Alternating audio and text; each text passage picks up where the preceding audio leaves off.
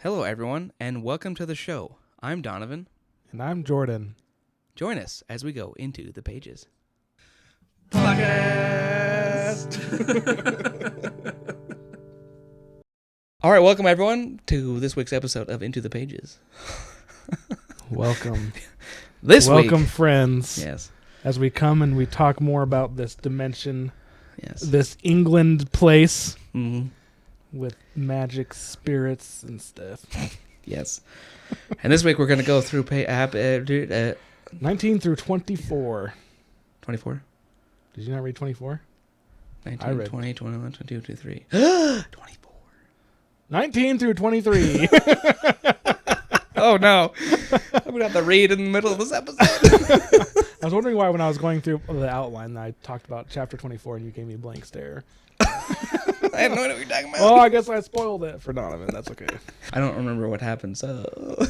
I don't remember what you said, I should say. That's good. That's hilarious. I totally forgot I was going back to our Tress days and only reading 5 chapters. I remember I specifically was like, oh yeah, 6 chapters, which was good because... Well, I did not do that. All right, well, this week we'll do 5 chapters like we used to for those of you who have been with us since Tress. Since Tress. I don't know if we ever explained why we're doing 6 chapters. So we're hoping to get through Frugal Wizard and then maybe start on another one of Brandon's books, maybe like Elantris. Yes, I was wanting to read Elantris just because they talked about, well, they referred to it kind of in Brandon's little way in Tress. So I want to read Elantris. Yeah, so we have that to look forward to. Yes. We'll see if we can get through it. I wonder if we'll have a lot to talk about. I think so. We'll see. We're going to have 2-hour episodes. It's fine. All right, well. What a week. These chapters are good. I like these chapters. We'll get to it, but just to grease the wheels, to say, I guess, or whatever that saying is. It's a new saying now. In these chapters, we finally learn John's full past, which is great. And we learn that almost none of it that we've learned so far is true. All our predictions are completely wrong. I feel like an idiot, but right? I guess that's good. I guess that's the sign of a good book, is at least for me, is it's not easy to predict what's going to happen. I think Brandon set a trap, and we totally walked right into it. Yeah, we completely just believed everything that this guy with like amnesia thought, and we're like, oh yeah, he owns this dimension. Oh no, he doesn't. Oh yeah, he's not a cop. We just had no idea what the heck. Yes. So we start. If those of you remember last week, we're still trying to save Wirren, Sephuen's brother, and we finally made it to where we think Ulric is, which is Wellbury. Which, according to Sephuen and Aelston and everyone, is like this great metropolis. But John described it as being no bigger than a football field. Yeah, which is hilarious. And he's very disappointed because he didn't get to see any castles, which I would be disappointed too. Like, you go to medieval England, you expect these massive castles, and it's just like barely even farmhouses. Yeah, seriously. Yeah. They do have like a wooden fence. Fence is, I think it is pretty big. I think that's like just like a wooden wall, and then probably bigger than like a fence around the garden. Like a little ditch around it. So it's a little bit of defense, but not a lot. Especially when you consider the. It's pretty pitiful. Yeah, especially when you consider the Hordemen. They're like these trained warriors. It's not really going to be that much of an obstacle. And John even thinks that. He's like, when considering that you have the Bear Thing Forest place and this on one side and the sea with the Hordemen on the other side, then the little wooden wall seems like nothing. So. Honestly, and if you think about it, it'd be really easy to breach. Shoot a couple fire arrows in there, and then it was going to come running out. Yeah, seriously. I mean, I guess maybe you don't want to do that because maybe you want to steal the things you'd be burning out, but still, go get an axe and just... Yes, I like how they described the moat. They were talking about this as like a puddle of mud. Yep. It was barely a mud. It probably looks more like one of those irrigation things that farmers have going through their field or something. Something like that is kind of what I pictured. Also, what I liked also thought that John had, that I think I've also had when I've thought about like medieval times, is he said he always consider it better to like live in a city, because it's like a lot of conveniences, you're around other people, but then he, I think, quickly realizes why cities weren't really the best place. I mean, yeah, they were like defensible and there's people around, but the smell was terrible. Oh, He says, I can imagine. which makes sense if you don't have like sewers Yeah. and like plumbing. and Like everyone's business is this, just like not only all like the people's, but all their animals, I would imagine too, are just yeah. Because he said the farm smell was like pretty strong, but then he also talks about like the human stench was just terrible. yeah. Gosh, no, thank you. I tell you what. And he's like he always thought of like cities in the medieval times as like convenience and culture and paintings, and he said he saw none of that. Yeah, this is not even like a small town. This is like Yeah, out in the boonies, has nothing type of thing. You know? yeah, seriously. This is like what they're talking about earlier. How what city was it that it was like so in the middle of nowhere that it was 2 or 3 years behind the times? Somewhere in Kansas, was it? I don't remember, somewhere out there. Well, this town feels like whatever Kansas City they were referring to. Yeah, seriously though. So they're able to sneak in with Yazid's help. It doesn't really seem like they needed to sneak in, but it was still a good job, a good idea. You know, the guards knew Yazid pretty well and didn't really stop him or search him or do anything, but they still wanted to be careful in case Ulric's people were watching. Yeah, they even Secretly. I think it was super easy. Like Yazid struck up a friendly just greeting and gave him some apples, and then there was just like they didn't even give Just him a second walked look. in. Yeah. They do something in this chapter that I'm kind of curious how you think about it, because every time I see people do this in movies and whatever in a book, I'm like, you feel more conspicuous to me, like there they are type of thing. So they just talk about how when they get in the city they put up their hoods. Yeah. So it's like, especially in a small town like this, like, okay, who are these weirdos with hoods up? Right. Like I always feel like they're so conspicuous. Yeah, it seems like the dead giveaway. Like the someone with only a way you hood. can get away with that if it's cold or raining, and then it's not a weird thing to have like a couple of people walking around in cloaks with their hoods up. I think it is a little more like obvious, but who knows? Maybe it isn't. Yes. Oh, and Thok decides to go with them. I don't know if we've talked about Thok. So Thok is yet this week. If we remember from last week, Thok is an old woman who collects tinder, which I guess is kind of a taboo job because you have to go into the haunted forest or whatever. And we also learn that she's just kind of like does what she wants. And people, they kind of try to dissuade her, but not really heavily. Like Thok decides that she wants to go with them to confront the middle father. And they're like, no, it's dangerous. And she's like, I don't care. And they're like, okay. Like, yeah, they couldn't say anything to dissuade her. Yeah.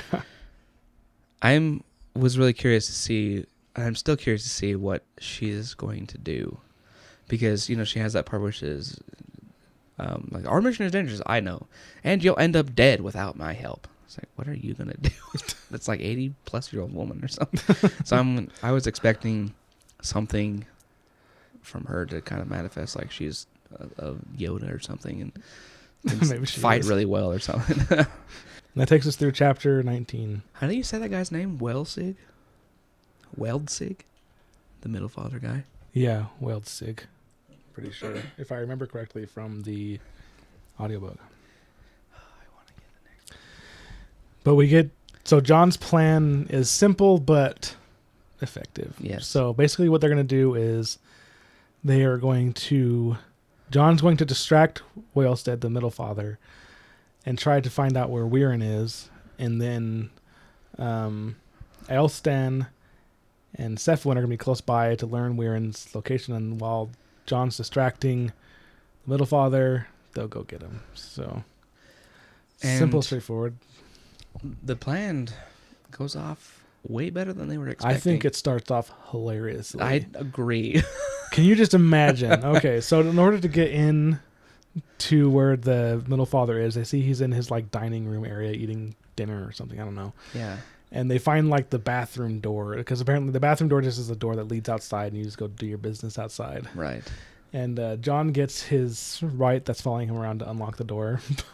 I was just picturing this. Can you imagine? You're just eating, all of a sudden someone bursts out of your bathroom, Honestly. and it's just like, behold!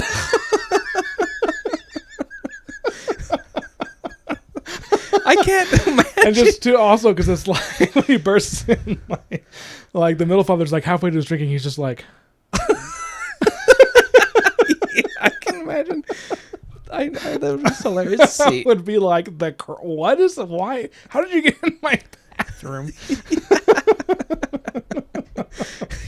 Push, open the door. Oh my gosh. Oh, jeez Louise. So I thought that was super funny. But yeah, so the way he wants to distract him is he says that he can predict his future. Yes. And what's surprising is that the middle father is like all for it. Yeah.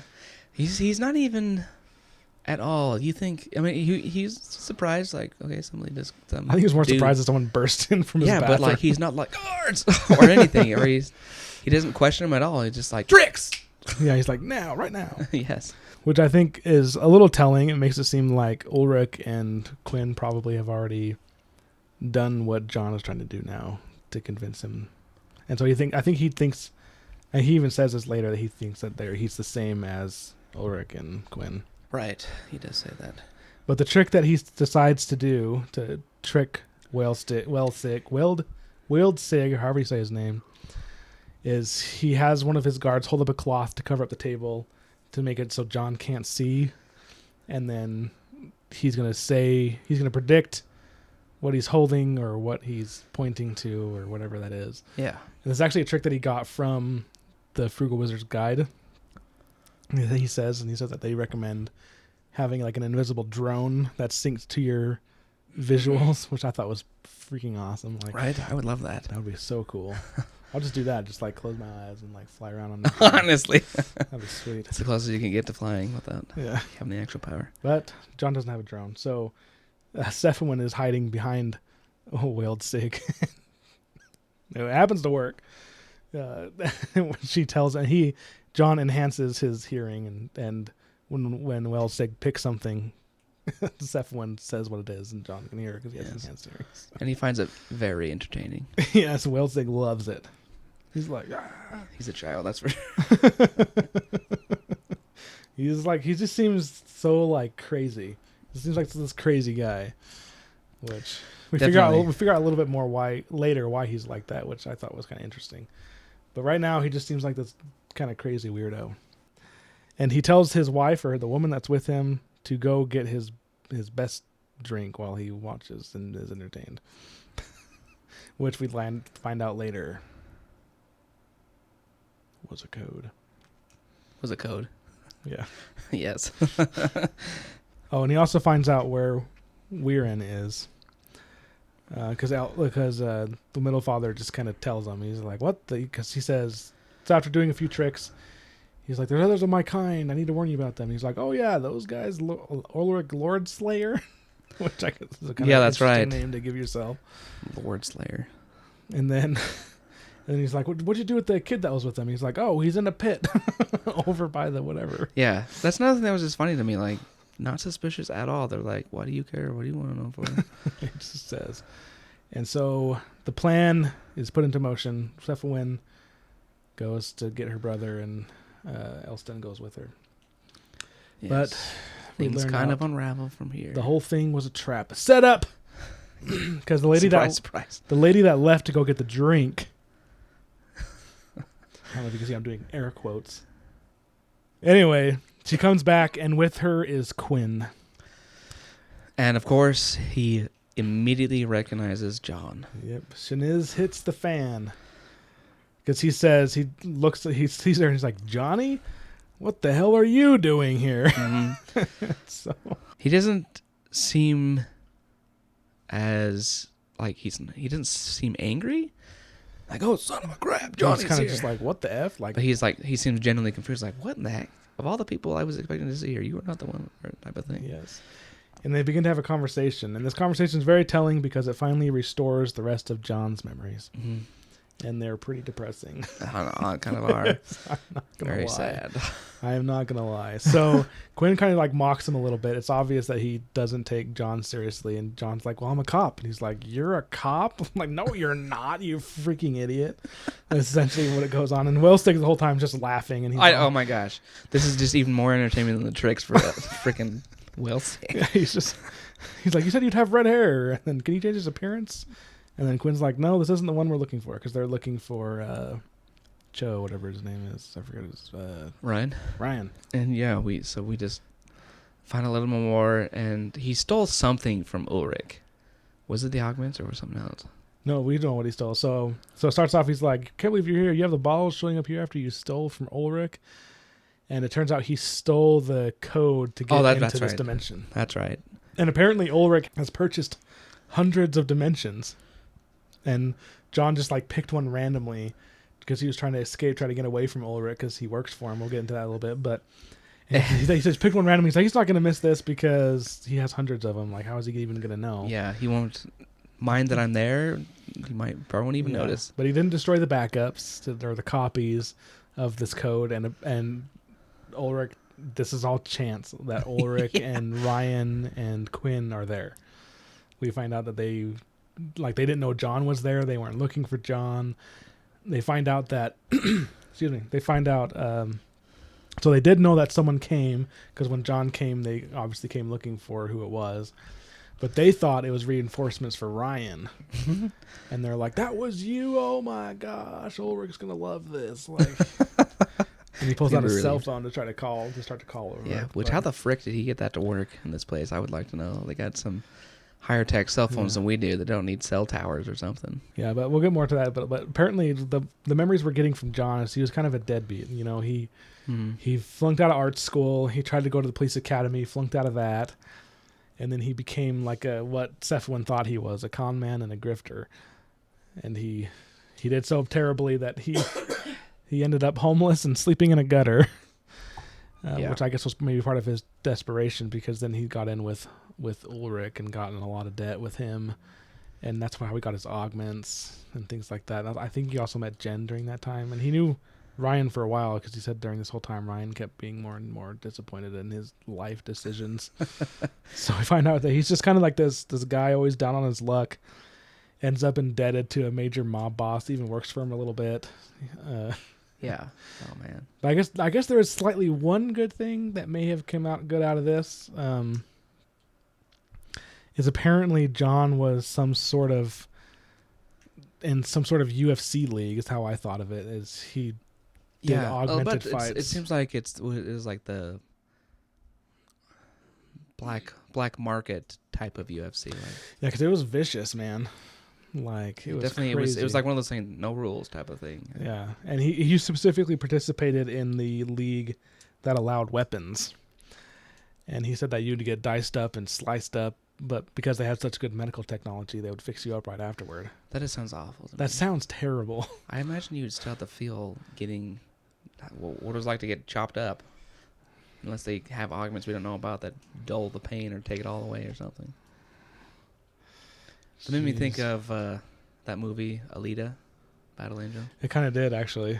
Because, I mean, these guys aren't full, like, cyborgs, but it's like a similar idea. But, like, those guys just do whatever and get chopped up, destroyed, and as long as their head survives, they're fine. Does not sound like a good way to live to me. Yeah. Hard pass. Seriously. But, yeah, Quinn just isn't taking him seriously, and we find out John kind of has all this, like, in a flash, and then so the way that he worked for Ulric was that they would rig the fights that he was in, essentially. So he learned how to like pull punches or make it seem like really convincing to like win or lose, and he lost on purpose a fight because Ulric told him to. Yeah, it was a fight against Quinn. Yeah, a fight against Quinn. And in order to, I guess, really rub it in, that's when John's chest and head augments were deactivated. Yeah, did they do it as punishment? He did it. Ulric did it like before the fight, I think, to make it more like spectacular or something like that. And then he just never turned him on, even though John asked him. He was like kind of like laugh at him and make fun of him. And yeah, they really just wanted to kick all those other Goonies would kind of make fun of him and tease him and razz him. And he's the worst kind of bullying to do. Like you cause someone's pain or misfortune or taking away their augments, and then you make fun of them for like. Especially because they ordered you to. Like he did it. He was working for Ulric, and Ulric told him to do it, and it was like part of their deal, their business was to rig fights. And he was apparently he was a champion. He was like a champion. Yeah, it seemed like he was working his way up. So I don't know if he was like that good or if that was part of the plan and they threw fights. I think it's probably a little bit of both. Yeah. As we see later when John actually fights, but yeah, and Quinn, and all that comes rushing back when he's talking to Quinn. And we also find out that Jen was not John's wife. She was his on and off girlfriend that he kind of always messed up with. I kind of had a Ross and Rachel vibe from Friends. Yeah. Like Except for he's just some deadbeat that he probably got broken up with a bunch of times. Yeah, which explains a lot because remember when he found out Jen died, the parents called him. So Right. I think they all knew he was part of like this mob. And so the parents probably didn't approve of Jen being with him. Yeah. So it does make a little more sense of why his girlfriend's family didn't call him. Because they texted him like after she died, like I think a little bit after she died. Yeah, like it wasn't even after like the funeral or something. Yeah. So it's just pretty messed up for a boyfriend even. But if you think about what John was in, like I can imagine my daughter dating a mob guy and then like she dies. I'm like, I don't owe this mob guy anything. Honestly, I wouldn't be surprised that's exactly like how her parents felt. It's like, screw this guy. I wanted to jump back a little bit. I absolutely loved how Sefwin figured him out before he even got his memories back. Yeah. Yeah. I just love that she was always like, you're a grifter. I'm not a grifter. And I was like, oh, I am a grifter. Yeah, I totally was. Like the one thing he's good at is lying and grifting. Yes. Which is how he kind of gets out of trouble with Quinn. That's true, yeah. So he starts to kind of grovel to Quinn. Yeah. Which I think he still doesn't have 100% of his memories back at this point. Like, but so he's kind of acting maybe more like muscle memory or like how he thinks he should act. So it's not like super genuine, but Quinn totally buys off on it. And he says like, I can help you find Ryan. Like I've seen him, I saw him. Like we talked. I can help you get him. Yeah. And then. Yeah, then there is still, like you said, there's still a little bit of his memory we don't have yet, because the reason Quinn kind of buys off on this because like, well, I owe you, for the thing with Tracy. It's like, okay, who's Tracy? Yeah. And what did John do to help you out with Tracy? Yeah, because when he says that, John's even like, yeah, exactly. He didn't remember it. Yeah. So we got still some more to unlock here. But I wonder if, like, John set up Quinn with Tracy and now they're married or something. They're a little mob couple. Then we have kind of a close call because Quinn decides, like, okay, like, I need to call Ulric right now. And apparently his cell phone works in there somehow. I don't know. Maybe it's like a satellite type thing and they have, like, something. I don't know what happens, But John is able to use the white that's attached to him to disable it. And the way he does it's pretty clever. Yeah. Because the whites only work if no one's watching. So I think he put a berry next to the phone and was like, please do this. And so while Weldsig was taking a drink, he like grabbed Quinn by around the shoulders and like made him turn so he wasn't watching. Mm-hmm. And then the white was able to totally dismantle the phone like 100%. Like there's no way you can even put it back together. It, like crumbled. Yeah, even Quinn was like, "Oh, I can't fix this." Yeah, because I think John was saying even like the motherboard was like stripped down to its like base. Oh yeah, that's right. Raw materials. So, and then Quinn's like, I freaking hate these things, which makes John think that Ulric has a plan for this because it's an actual magical dimension, which is super rare. And I think these are the dimensions they're talking about, that if you find them, they'll give you $100,000. But it seems like Ulrich that's obviously being the crown boss. Yeah. Maybe after all this is done, John will tell these guys tell the Frugal Wizard company about the magic, and then he'll get the money and maybe turn his life around. Maybe he'll pay off Ulric, or maybe Ulric will die and he'll just have $100,000 in his own dimension to use with.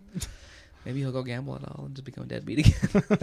Who knows? So Quinn leaves. He decides he needs to go tell Ulric right now, and he says he's going to take his bike. So apparently he has some sort of bike. I don't know. I want to know if that's like a motorcycle or he just has a pedal bike and he's back to Ulric. It's probably like a hover bike, like in Star Wars, those speeders. Yeah, that'd be cool. That's what I imagine. They can push a button and the hologram make it look like a horse is running. Yeah, there you go. Don't want to be too conspicuous. And we kind of learn, I don't know, it's what was it kind of? And we learn that Ryan and John are definitely not on a good page. Yeah, because Quinn's surprised that Ryan didn't kill John when they met. So it sounds like John just is wanted to be killed by everybody. Yeah. And apparently Ryan's been like doing little things to sabotage Ulric. Like he's destroyed some equipment, and he's been enough of a nuisance that they're going to get reinforcements in a few days to help probably deal with Ryan and get more of a grip on the dimension. Mm-hmm. So. I can't wait to see what will happen when John and Ryan actually meet up. Yeah, I'm curious to see. He's gonna be like, "I hate you," and then kill him, and then just move on. No, Yeah, I'm sure that won't happen, but something's gonna happen. You know. maybe he'll just punch him in the face and send him sprawling 20 feet. But a commotion happens outside, and it turns out Cephawin and Elston have been discovered. They were discovered, but this is where things get kind of cool. Yeah. John finally realizes fully who he is. Super depressing, obviously, and I think he realizes that he was trying to run to a different dimension to just get away from everything. He was going to destroy all the beacons. He was going to destroy all the portals so that he would literally be stranded, and it would literally be impossible for anyone to ever find him. And so he's kind of like, oh, I got to get to Ulric so I can escape and then go to a different dimension. It's kind of like what he's starting to think. So he's still scared, still wants to run away. He's still applying his tactics he's had in the past where he just runs away from his problems. So we get to a pretty desperate scene. They rush out, and Elston, Weirin, and Cephawin are surrounded by Wellstig's men. And I think they know Elston. They know Elston, and they probably know he's a good fighter because they're pretty wary. Like, they're not really approaching him like the men. And Wellstig's even saying, like, I want to see how they fight. Let's see how this goes.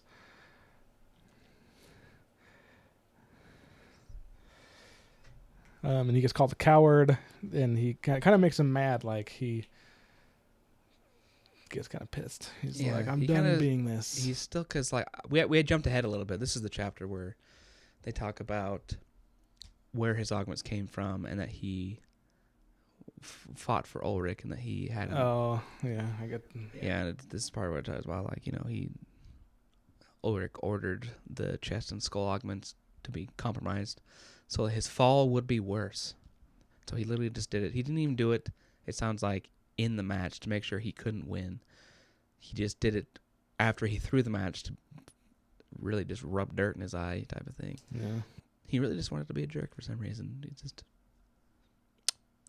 a stupid mob boss. Yeah, seriously. So yeah, he's having all these conflicting inner thoughts, like, 'cause he's still kind of like reliving his memory. He's like reliving his memories, and he's just thinking about all the times how he's just run away from everything and how he's just kind of like the scum of the earth type of thing. And he is upset that he is not this hero he thought he was when he first came to this world, that he's quite the opposite.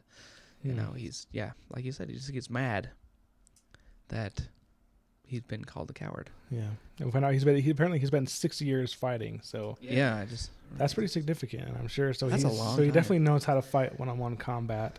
Yeah. So maybe he's not like a warrior, but he definitely can He's handle like, himself. I mean, you watch UFC, and then that's the kind of fighting he knows how to do. So I bet you he can take a hit.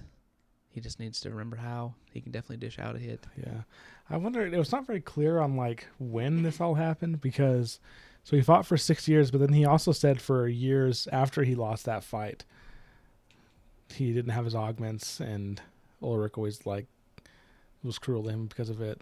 And so maybe because he worked for him for a total of 10 years. I wonder if he like started working, did 6 years fighting, and then 4 years being just the lowest henchman that everyone just kicked around. That's kind of the timeline I thought. I think he did the fighting first, and then That's what made him want to he run. threw the fight. So and then that's when they decided to kick him down even farther.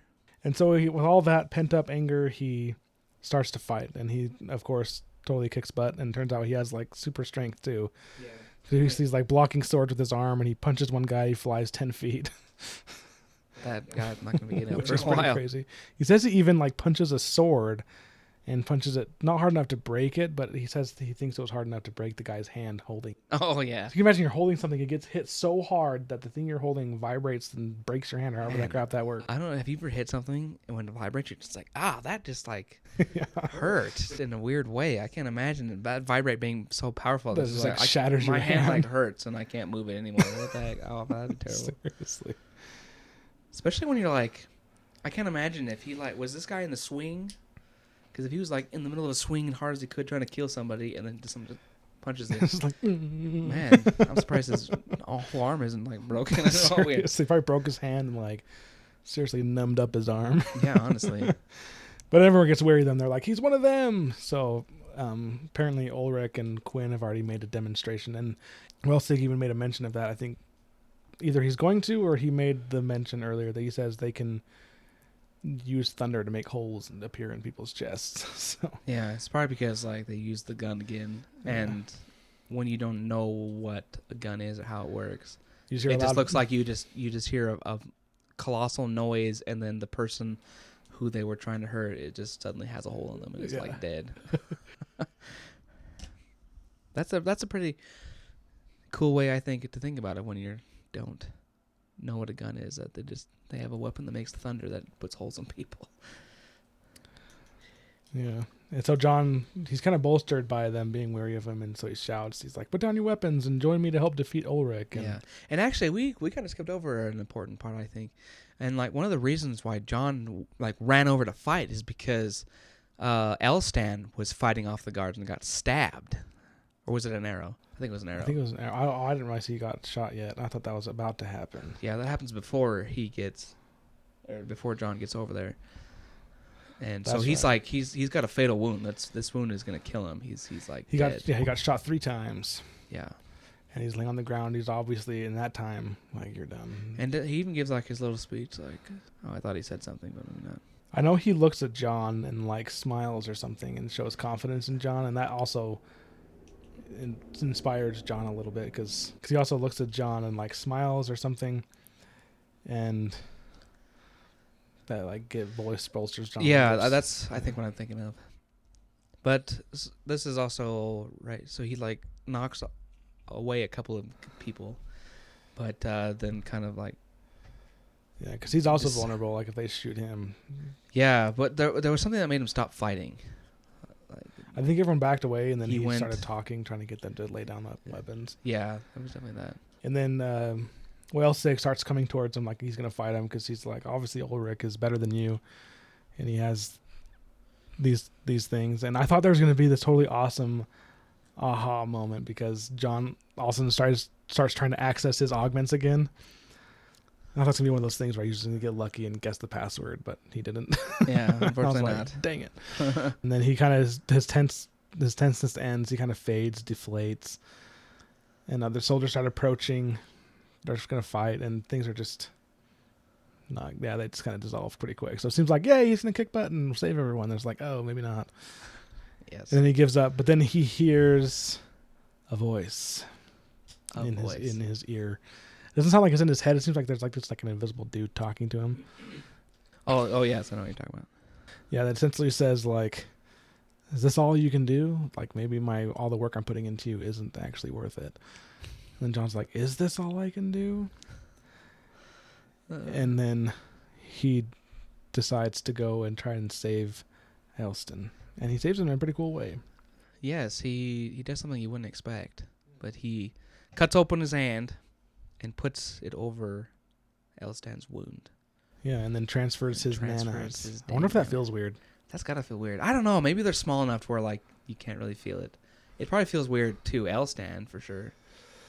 Since he always doesn't have nanites. But this is what convinces everyone. So we see what happens is so he rips out the arrows, he puts his hand on there and transfers the nanites. And then they start reporting to him. They say that the bleeding's been staunched. Bacteria scrubbings began, and he transfers 70% of his nanites. And then that would scare me. Yeah, and then they regenerate tissue, and then 90%'s been transferred. And they're like, then the nanites flash a warning like, stop. Yeah. Like, you need to use. And they've got a cool little fail safe. It said, I think it was 5%. Yeah, this happens a little later, but yeah, he has a fail safe that says that it won't, even if he has an override, won't let him go below 5%. Which is good because they wouldn't be able to replenish at all. That would suck. I thought he was totally screwed. I must have forgot that they could replenish because I didn't remember that until this chapter. I don't think they talked about it because I was like, man, he's screwed. He just gave all his nanites. Like, can he get him back? That's what I was thinking. But then apparently, be aware that he gives a warning that says, be aware your personal nanite levels will remain low for approximately 48 hours as your supply is reconstructed. Yeah. And so they say, seek an infusion and take extra care, consume additional carbon as soon as possible. So apparently all he has to do is rest for a couple days and eat a bunch of carbon.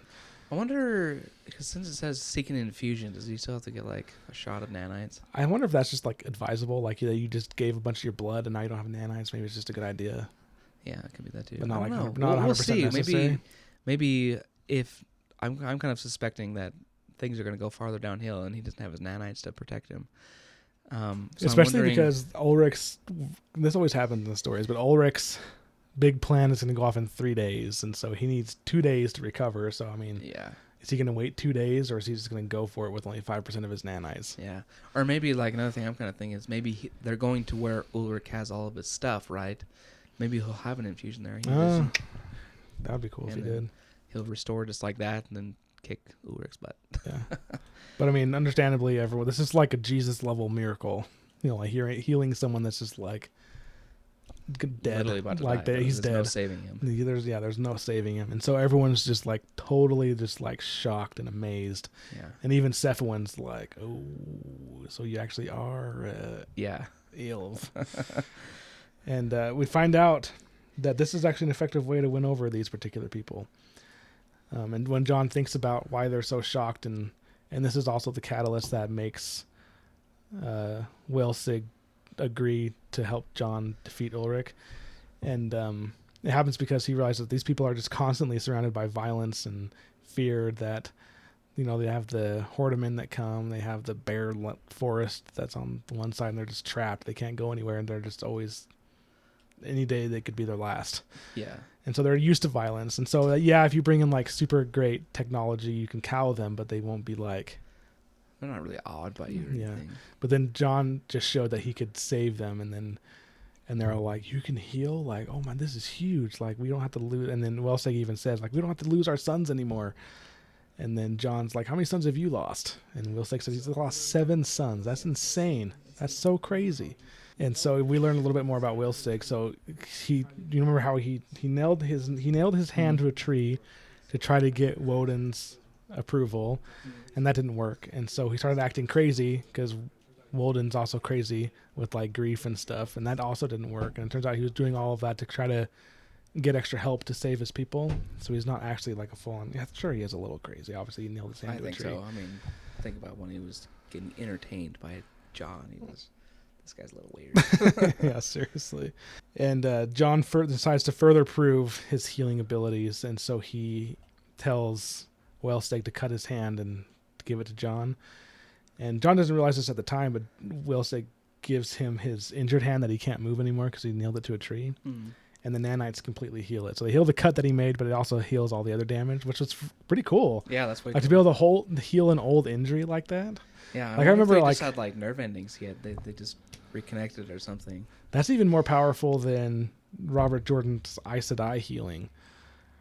What is that? I don't remember that. Oh, so for those of you who've read Wheel of Time, so Aes Sedai are the magic users in that world, and they can heal people. But if you get an illness, like say I like broke my arm or something, or I don't even know how to think of it, but like if an injury goes on for too long, then they can't heal it. Like if you get an injury, then it kind of heals, but doesn't heal fully right. Right. Like there's nothing they can do. But he's had this injury for like years apparently, and then the nanites heal his hand. So I'm like, holy dang. Yeah, that doesn't impress anyone. Like, I didn't even really think about that, but yeah, that's insane. That's pretty cool though. I wonder. I don't think John could really help the people like Welsig is thinking, because they don't know about the nanites, but he can't just keep transferring them. Yeah, because he's at 5% and he needs 2 days at least to heal. Yeah, so I wonder. And so because Welsig's, his thought is during battle we can just bring people to him and he can heal them, but he'd only be able to heal like one person. Yeah, and then 2 days maybe later, depending on the injury, like if 1, 2, or 3, if they were like maybe like big cuts, but not like a missing limb or whatever, or like I don't think he could heal more than one person who has got a fatal injury. Yeah, sure. I wonder if there's a way he could like prolong it, like if he were to give like just enough to seal up a wound, stop the bleeding, stop infections. Maybe. Yeah, kind of just make him stable. Maybe give him like 20%. Yeah, and then he could heal like 4 people. I don't know. Yeah, but still, he's not going to be able to do what Welsig wants. Yeah, but he kind of that kind of doesn't matter right now because he's still convinced him to help. Yeah, and so it turns out this ability to save people is a lot more effective at gaining these people's admiration and respect. And Sephiwin even like bows down and like full on like kneels and touches her forehead to the ground and bows down in front of John. Yeah. And John, he is their deity now. Yeah, because he can do this crazy healing thing, and which John doesn't really like because he's starting to like Sephiwin. He liked the conversations they had, and now she's starting to treat him like a prince or royalty or some mystical creature. Yeah, so he's already missing their little conversations. Then he says, he asks Wellsig to let him go, and then Wellsig's still kind of like, no, because if I do, those other guys will kill you. And then John has a cool line. He's like, let me go and I'll go kill them. Yeah. Made me think of John Wick for some reason. That's not John Wick, for sure. And then to sell the lie, Wellsig asks John to punch him so he can say, I tried to keep him, but he punched me. He and escaped. That takes us to the end of part 2. Mm. And the end of chapter 22. We get some more of the like weird comic strip things. Yeah. Which I don't really know what to make of it. I guess some of it kind of looks like the town they're in, maybe. Oh yeah, maybe. I like the art right before chapter 23. It's like a wizard and his beard's so long it's like going down the stairs. Yeah, I agree. That was just super funny. I wonder if he's supposed to be like a king. I don't know. He makes me think of wizard just because of his beard, you don't see his anyone but wizards with beards anywhere close that long. Yeah. So it totally just makes me think like there's some wizard who takes audiences. Hopefully they don't have to climb those stairs and walk on his beard. There's all these dead skeletons around him too. Whatever that's. I wouldn't want an audience with this guy. Yeah. It's a pretty cool picture though. How to be a wizard. Yeah, we get another excerpt. This is kind of a lot of what we've already heard from these excerpts. It's just saying like you got to shock and awe immediately, and you got to tame the place before you can cure it. And so it's kind of saying like sometimes you have to be maybe a little cruel, and you have to prove definitively to these people that they will never be able to kill you, because if they like hang you up and like your nanites will eventually dry up and then you'll starve, or they can still beat you to death with maces. Yeah. So. This is making me think like whenever something new like this comes around, there's always just kind of like a little bit of experimenting that has to go on. Yeah. So it makes me think like the reason they say this is because someone went into the other world and was like, I am a god and I will rule you all, and they tried to like totally take over the world, and people were just like, nah, we're just gonna kill you. And then maybe something like that happened where they got strung up and just starved because they were strung up for a couple weeks. Yeah, or and then when they came to check on him, they were like, what happened to the guy that came? And like, oh yeah, we killed him. There's a skeleton over you there. barbarians. So I would wager that some other dimensional wizards have died in an attempt to take over a world, and it just failed for them. Yeah, seriously. Which sucks to be you. Sucks to be you. And then in chapter 23, Mm-hmm. they're back. They get back to the preserve, and it turns out Thok was just gone. Like as soon as things got crazy, she just disappeared. So she's, I don't know what to think. Like, yeah. She just is scared and ran away, or was she gonna go find a sword? But she didn't help at all. Whatever she was promising that she would keep them alive was a total lie. Yeah. So this is kind of like a feel-good chapter. You know, like the little piece after you've won a little victory and before you have to go to the main battle. You know, I kind of pictured Star Wars Return of the Jedi, you know, where they are all hanging out with the Ewoks and Princess Leia's there with her hair down, and they're all just hanging out, and Luke's like, I gotta go confront them. It kind of like seems like a scene like that to me, where they're like, they have like a brief reprieve before things get intense again. Yeah, definitely. And like it's an exciting chapter too, because like just like in Star Wars, like Leia was missing, and then they finally find her, and like it's all kind of happy, and they rejoice and whatever. This is the same thing where like they got Sephiwin's little brother back, and she's apparently very clingy to him. Yeah, she keeps like hugging him and grabbing him. And they're all enjoying stewed apples. Yeah, which sounds absolutely disgusting. It sounds like an interesting dessert. Like if it was like a Maybe sweet dessert, thing, yeah. Like I would eat it if it was like sweet or like tastes like But apple pie or something. Stewed apples? Like, what is that? For like dinner, I'd be like, no, thank you. How about that just a plain apple? I was pictured like hot applesauce. I know. I kind of like. What else would it be? That's when we get more insight. Like the relationship between Sephiwin and John is just completely changed. Like she bows deeply to him, and she calls him great prince. And he even says like, you don't need to act like this, and you just go back to how things used to be. And she's like, don't remind me of how much I disrespected you. I'm so sorry. Yeah. And so, and then he has like a little flash, and he's like, because Cephalin leaves, and he's like, "Wow, how am I not good with girls? No, I am good with girls. I am so I know all the pickup lines. I'm so good with girls. Like I go to the bar, and I'm so good that my standards are so high that I leave the bar alone." And then he's like, "Oh, I leave the bar alone every night." And so he gets a little more depressed. Yes. At least he has standards. Yeah. And we jump ahead again, but this is also the chapter where we learn that Jen was dead. Or that he was his girlfriend. Oh, yeah. Yeah, I jumped all over the place. It's within the chapters. Yeah. And I think this is where he's kind of just trying to like figure out, he's just thinking more about his past.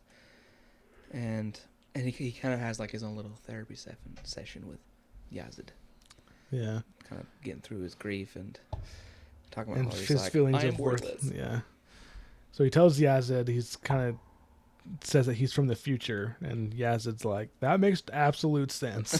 He's like, really? He's like, yes. Just totally doesn't even question. Just like, yes, that's exactly what you are. You're from the future. And apparently the god that Yazid worships, Ahura Mazda, is like, it like makes sense. Like he brought John back to these times to help him, and he's like, I'm worthless. Like I didn't even do anything. And Yazid's like, well, maybe you're worthless in your time, but here you have like potential to do great things. And he's like, I only saved 3 people. And then like Yazid kind of like gives him that advice. He's like, look at those 3 people. Like you saved them. And look at how happy they are. Like, does that seem meaningless? And so it kind of reaffirms John. And he's like, my plan is to go and run and hide. Like he wants to get to Ulric to. Yeah, so we can leave this dimension. So we can leave the dimension and go away. I was thinking about like why is Ulric in this dimension? Is he hiding from something? Is that what kind of? Yeah, I don't know. John doesn't know, so I guess we don't know. We know that he has reinforcements coming, so John's thinking maybe he's stranded. So maybe he did run here for some reason. Ryan's also here, so did Ryan chase him? Like we still don't really know. It was like a drug bust, everything. And then they ran to this world, and Ryan was able to follow. Yeah, at this point, it seems like totally random chance, dumb luck. Yeah, that John ended up here where Ulric and everyone is. Oh my god. And then we get a little more conversation with the White that's following him around. And they have like a little conversation, and it turns out that the White knows John's name and that he's from Seattle, which I don't think John's told anyone that he's from Seattle. I think he has. Oh, did he? He has said it out loud to, I don't remember if it was like Cephalin or Elstan when they first met. But they're like, where are you from? Seattle. I still don't think he's told anyone his name is John. I don't think so. They call him that Runian. Runian. But I guess Quinn did say Johnny. Well, because the White says that he doesn't take orders. He accepts bargains. So I guess the bargains is trading food for favors. And then he says, tonight I want none, John of Seattle. And John's kind of like, it knew my name? And it knew of Seattle? Dang. Yeah, so it's definitely getting information from somewhere. It's like it can read his mind or something. Look into his memories, I guess. I don't know. And so he decides he is still going to try to stop Ulric. Yeah, because it's kind of funny. So Elston's telling the story of what happened, and he calls it the story of how he died and came back to life. Huh. So he relates the hotel and then the whole tale, and then after that they look at John and they're like, "What's next?" And he's like, "You guys are gonna stay here, and I'm gonna go to Ulric, and I'm gonna go back to my world." And then he tries to send him away and go back to your own hometown. But instead of taking him seriously at his word, because that's literally what he wants to do, Elston's like, you can't trick me. You're just trying to protect me, but I'm going to go with you, and I'm going to help you fight this guy. And John, I can just imagine John being like, well, dang. And then Cephalin also implies that she's not going to be left alone behind either. And this is when we get like John maybe thinking it's possible, like maybe Ulric's low on resources. Maybe that's why reinforcements are coming. Maybe he's vulnerable, and this is like the only chance that we actually can. And so he's like, we're probably just going to die, but maybe we just do it. Okay. It's kind of a good place to leave this week, I guess. Yeah. We have this little reprieve. We know that when we start up next week, we're going to have a continuation of the adventure. So, yes, hopefully John can keep improving. It seems pretty depressing, the life he ran from. So hopefully that doesn't hang him up or cause any issues. But I guess we'll see. Yeah, I'm gonna love seeing where this is gonna go now. Now that we've got the better part of John's backstory, like who he really is and how he's not really. He's the kind of person you'd be like, oh, don't hang around this guy. But now maybe he's gonna change his ways. Yeah, maybe he will. And he'll become the hero he hoped he was when he first got to this world. And we'll begin to see. We'll never see. Well, I had a favorite part. What was your favorite part? It was the part we were just cracking up about already. Bursting out of the bathroom. Kind of that. My favorite part of that, it was that scene. But I loved how Weld Sig, Sig, I think. Sig, yeah, Weld Sig. I just loved how he was just like, oh, tricks now. Like he made me think of like a giant baby. It was like, tricks, more tricks, more. I'm just like, he wouldn't let John get on with like, oh, you tell your future. No, my tricks, type of thing. So I'm just like, you crazy old man. You ever seen Spirited Away? No. Oh, too bad. Well, in that movie, it's a Studio Ghibli movie. And in that movie, there's like this witch lady who has a baby that she takes care of, but the baby's like 8 feet tall. Jeez. And it's pretty funny because it's just like it's a baby, so it's very selfish and it's like, I want more candy or whatever. I can't remember what he wants, but he throws his fits and it's like scary because he's this giant baby. You're like, I'm gonna die. That's what I pictured when I was reading about Welsig. Nice. Yeah, I think my favorite part definitely got to be bursting out of the bathroom and being all mystical. And the fact that Welsig like wasn't even shooken by that. He just seriously, like he was a little surprised. He was like, "What the crap?" Then he was instantly just like over it. Who would think he'd still be like, who, what, why are you here? Get out. Good stuff. Well, if y'all feel like you have to jump over to our Instagram at Into the Pages, I'll have it linked in our little show notes and stuff. And I'm curious to hear what you guys think of us jumping on that of the book. For the love, what's it called? Elantris. Elantris. What do y'all think about us going into Elantris after we finish The Frugal Wizard? Have you guys read Elantris? Do you like it? Should I read it? Of course I should read it. I'm not asking. Well, thank y'all for joining us. We'll see you next week. As we go into the pages. Yes. Bye. Bye.